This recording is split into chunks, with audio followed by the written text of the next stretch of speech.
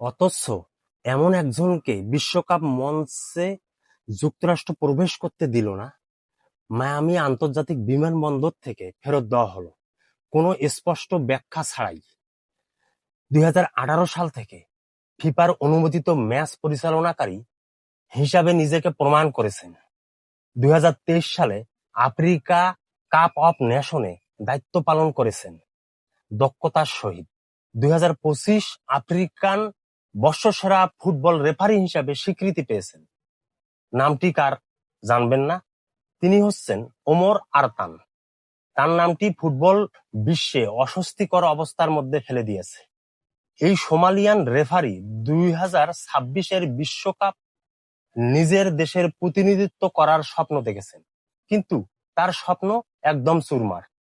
অথচ এমন একজনকে বিশ্বকাপ মঞ্চে যুক্তরাষ্ট্র প্রবেশ করতে দিল না। মায়ামি আন্তর্জাতিক বিমানবন্দর থেকে ফেরত দেওয়া হলো কোনো স্পষ্ট ব্যাখ্যা ছাড়াই। সরকারিভাবে কারণ জানানো না হলেও ওমর আরতানের বিষয়টি কারো অজানা নয়। সোমালিয়া ডোনাল্ড ট্রাম্পের ভ্রমণ নিষেধাজ্ঞার তালিকায়। পরে প্রশাসনের পক্ষ থেকে জানানো হয়েছে ওমর আরতানের সম্ভাব্য সন্ত্রাসবাদীর যোগসূত্র থাকতে পারে। আসলে সন্ত্রাসবাদীর বিষয়টি এটা একটি ফতোয়া, বরং এটা একটি গভীর বর্ণবাদী মনোভাবের প্রকাশ। ওমর আরতানের ঘটনাটি কোনো ব্যতিক্রম বা বিচ্ছিন্ন ঘটনা নয়, বরং গোটা দুনিয়া জুড়ে গভীর সংকটের লক্ষণ। সোমালিয়া ছাড়াও ট্রাম্পের নিষেধাজ্ঞায় রয়েছে মালি, নাইজার, লাওস, দক্ষিণ Sudan, Burkina Faso, Sierra Leone সহ মোট 39টি দেশ।